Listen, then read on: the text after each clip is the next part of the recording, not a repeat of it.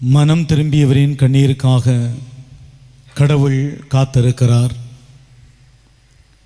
இயேசுவில் அன்பு நிறை இறை மக்களே, ஒற்றை ஆட்டை தேடிச் சென்ற அந்த ஆயனை போல வழிதவறி சென்ற ஒரு ஆட்டை கண்டுபிடித்து மகிழ்ச்சி அடைந்த ஒரு ஆயனை போல கடவுளும் பல வேளைகளில் தன்னை நம்பிக்கையோடு நாடி வந்த மக்களுடைய தேவையை தீர்ப்பவராக, மகிழ்ச்சியை கொடுப்பவராகவே இருக்கிறார்.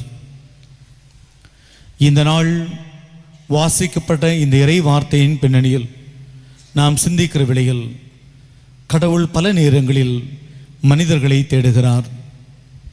தொடக்க நூல் 3ஆம் அதிகாரம் 9வது இறைவசனத்திலே ஆண்டவர் மனிதனை தேடுவார். ஆதாம், நீ எங்கே இருக்கிறாய்? மனிதன் சொல்லுவான், ஆண்டவரை, உம்முடைய குரல் ஒலியை நான் ஏற்கனவே கேட்டேன். எனக்கு அச்சமாக இருந்தது, பயமாக இருந்தது, நான் உம்மை விட்டு ஒளிந்து கொண்டேன் என்று தன்னுடைய வேதனையை ஆதாம் வெளிப்படுத்துவார். காயின், உன்னுடைய சகோதரன் ஆபேல் எங்கே? அவனுடைய குற்றத்தை முன்னிட்டு காயின் தன்னுடைய குற்றப்பழியை ஏற்றுக்கொண்டவனாக வேதனையோடு கடவுளுக்கு முன்பாக தலைகுனிந்து நிற்பான். ஆனால் கடவுள் தேடுவார். தேடுதலின் ஒரு எண்ணத்தை காயினுக்கு கற்றுக் கொடுப்பார். உன் சகோதரன் எங்கே என இறைவன் தேடும் அந்த ஒரு தேடல். முட்புதரின் நடுவிலிருந்து மோசேயிடம் ஆண்டவர் கேட்பார். மோசே, மோசே என்ற அந்த ஒரு அழைப்பு குரல். கடவுள் பல நேரங்களில் மனிதர்களை தேடுவதனுடைய அர்த்தம், கடவுள் பல நேரங்களில் மனிதனை நாடியுடைய அர்த்தத்தை உணர்ந்து கொள்ளாத சமூகமாகவே இந்த சமூகம் இருக்கின்றது. வெறுமனே இது கடவுளை தேடல் மட்டுமல்ல, அண்மையில் வேதனையோடும் கண்ணீரோடும் ஒரு மகனுடைய பகிர்வுதான் இது. வேலைகள் சென்ற வேளையில் ஒரு பெரிய ஹோட்டலில் தங்கியிருந்தேன். இரவு 8 மணியளவில் அம்மா தொலைபேசி செய்தார்கள். காலையிலிருந்தே வேலை வேலை வேலை என இருந்ததால் எதை பற்றியும் அக்கறை இல்லை. இரவு 8 மணிக்கு அம்மா தொலைபேசியில் அழைத்த வேளையில் அம்மாவிடம் பேசுகிற அந்த மனநிலையில் நான் இல்லை. அம்மா அழைத்த உடனே சொன்னேன், என்னம்மா சொல், ஒன்றுமில்லை, உன்னோடு சில காரியங்களை பேசிக்கொள்ள வேண்டும். எனக்கு அதுக்கெல்லாம் நேரம் இல்லை. இப்போது நான் அவசரமாக இருக்கிறேன். இப்பொழுதுதான் காலையிலிருந்து எல்லா வேலையும் முடித்து வந்திருக்கிறேன். இப்பொழுது பேசுவதற்கெல்லாம் நேரமில்லை. நான் காலையில் பேசிக்கொள்கிறேன் என்று அம்மானுடைய இந்த அழைப்பை துண்டித்து விட்டு உறங்கச் செல்கிறான். அதிகாலை 3 மணிக்கு மீண்டும் அலைபேசி ஒலிக்கிறது. எடுத்து கேட்கிறான். மறுமுனையில் கண்ணீரோடு சத்தம், அழுகையினுடைய சத்தம். என்ன ஆனது? எதற்காக அழுகை? என்ன பிரச்சனை? என்ன ஆகிவிட்டது என்று மறுமுனையில் அந்த மகன் வேதனையோடு கேட்கிறான். யார் பேசுவது? எதற்காக அழுது கொண்டே இருக்கிறீர்கள்? ஒன்றுமில்லை, அம்மா இறந்து போய்விட்டாள். அதிகாலையில் அவர் சொல்கிறார், வாகனங்களுக்கெல்லாம் நான் தேடி நிற்கவில்லை. 3 மணி, எவ்வளோ தூரம் ஓட முடியுமோ ஓடுகிறேன். கையில் அந்த ஒரே ஒரு தொலைபேசி வைத்துக்கொண்டு அம்மாவை எப்படியாவது பார்த்துவிட முடியாதா என நான் எந்த விதமான பொருளும் இல்லாமல், எந்த ஒரு துணியையும் எடுக்காமல் நான் நீண்ட தூரம் ஓடி எப்படியோ வாகனம் எடுத்து வீட்டிற்கு சென்றால் படுத்த படுக்கையாக அம்மாவுடைய மரணத்தினுடைய அந்த காட்சியை தான் பார்க்கிறேன். இப்பொழுது நான் அழத் தொடங்குகிறேன். அம்மா, ஒரு முறையாவது நீ பேசு. நான் செய்த குற்றம் எனக்கு தெரிகிறது. நான் மறுத்த கணங்கள் எனக்கு ஞாபகம் இருக்கிறது. எனக்கு இப்பொழுது நேரமில்லை என்று நான் உதறி சென்ற நாட்கள் இருக்கிறது. நீ பேசிய வேளையிலெல்லாம் நான் உன்னுடைய குரலை கேட்பதற்கு கூட கோபத்தோடு பேசிய நாட்கள் இருக்கிறது.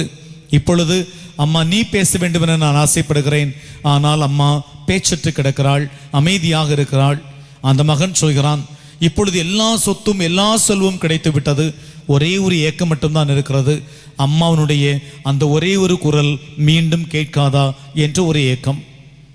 அன்புக்குரியவர்களே, பல வேளைகளில் தவறி சென்ற ஆடு என சொன்னவுடன் அப்படி அதை விட்டு விடுவதல்ல, அதை துரத்தி விடுவதல்ல, அதை தேடுகிற உள்ளம், அதை கண்டடைகிற மனது. எல்லோருக்கும் இங்கே நிறைய வேலைகள் தான். 99 ஆடுகளை மேய்க்க வேண்டிய வேலை எல்லாருக்கும் இருக்கிறது. எல்லாருக்கும் நிறைய ஆடுகள், நிறைய பணிகள், நிறைய வேலைகள். 99 ஆடுகள் பாலை நிலத்தில் விடுகிறான். ஒற்றை ஆடை தேட வேண்டும்.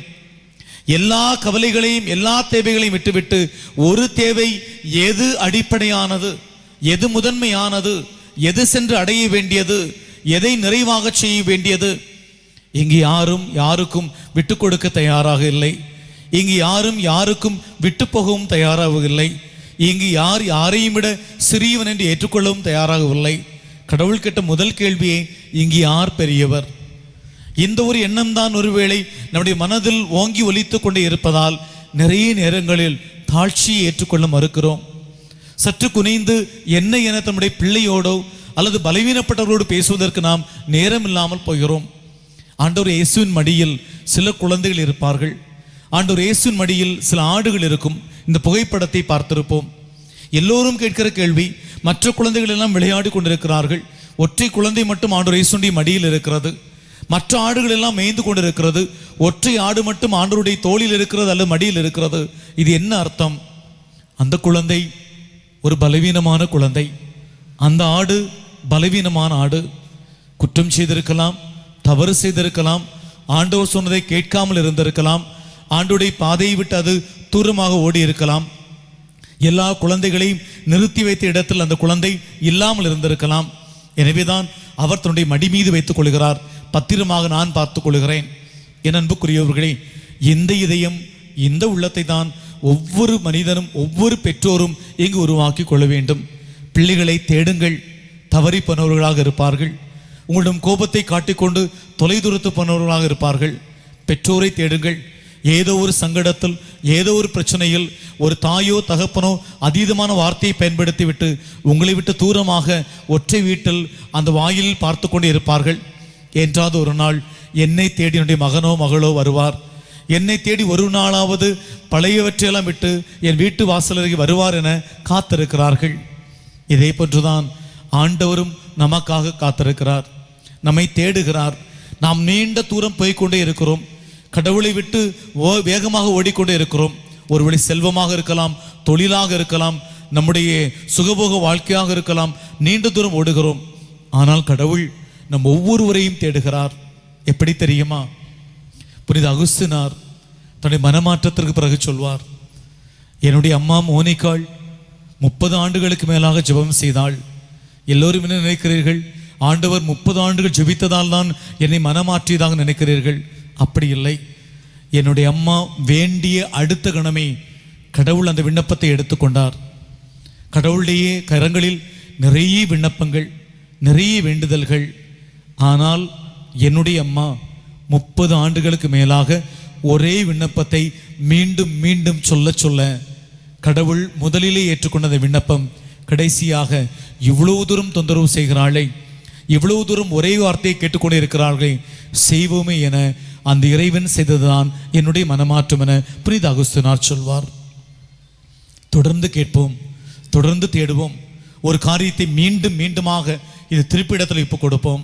ஒரு நாள் நீங்களே சொல்வீர்கள், அந்த என்னுடைய வேண்டுதல், அந்த என்னுடைய ஏக்கத்தை இந்த கடவுள் நிறைவு செய்தார். அந்த என்னுடைய எண்ணம் நான் முதல் நாளில் அவனாளுக்கு வந்த பொழுதே அது ஏற்றுக்கொண்டதுதான். ஆனாலும் நான் கேட்டுக்கொண்டு பயணிக்கவில்லை. மீண்டும் மீண்டும் வலியுறுத்தி அவரிடம் நான் கேட்டுக்கொண்டே இருந்தேன். தொடர்ந்து தேடுவோம். ஆண்டவர் ஆசி தருபவராக நம்மை காண காத்திருக்கிறார். ஆமேன்.